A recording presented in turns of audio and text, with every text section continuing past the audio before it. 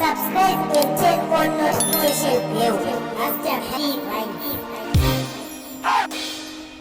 Finally, tasvika manje. Tasvika but chiita kuti ga nyaya yako nyatsoita straight bcause ungandingoti tasvika.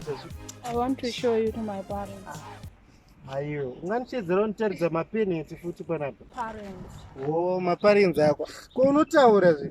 But uko handiguriko uko panangu mafirimu andaimboona. Zvaimboitika uko. Aiwa, izvi zvamakutiitisa izvi ndozvatisingafariri manje. Aiwa, vatore chidika tozokwiza. Okay, tongoenda for the sake yacho ngoti tongoona. Tokoona zvimaparents vako zvakada kundibhaizira manje ndozvijamukira. Because ini ndiri mughetto youth manje ini. Toziye here. Mudhara kune zvinhu zvamadzingera. Torambotochaja. Iyo foni ndakabva kutengera mai manje yekutotongati yatofa. Zvavanenge vatosvika nhaiwe. Unobvira nekuyi. Bamwana handisina kutaura. Mwana uda kuenda nemurume wake. Ada kuzomuroora. Murume wake? Murume wake, mukuti murume wake. Aiwa, mukomana wake bamwana. Achazova future husband. Ndiwe wandanzwa nemota yangu ichitogengurira ughetto.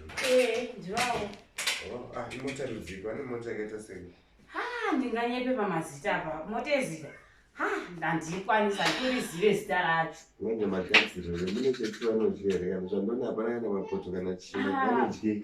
Semukwasha tisataziva totanga taona unhu hwacho umwe unobikira benzi. But mamuchiziva kuti vanhu vari kuuya kaini. Aiwa, ndanga ndichizviziva bamwana ko kana wakasvika usingamufariri woita futi mhosva yangu. Titambire. Mutambire yangu iri maoko angu nawo vanacho nacho. Hai wawo musamuteedzeroko. Iwe uyogara apa iwe. Yandotora peda rangu asi. Kasika gara.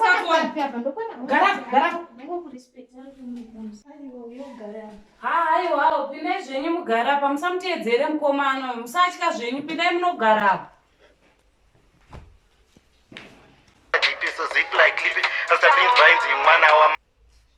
Excuse me. Hello. Saka mabva kupi ko? Inini ka. Asunungukako mwanangu. Usambotya. Munomutoromba menyu mwanangu. Gara hako ipapo. Saka bho muno. Bho man. Unesonere. Mudhara akashwadaka makakanhonga kupa. Kaujasi kaka. Iwe sha. Kani kaka, mati makakanhonga kupi ko mudhara imi?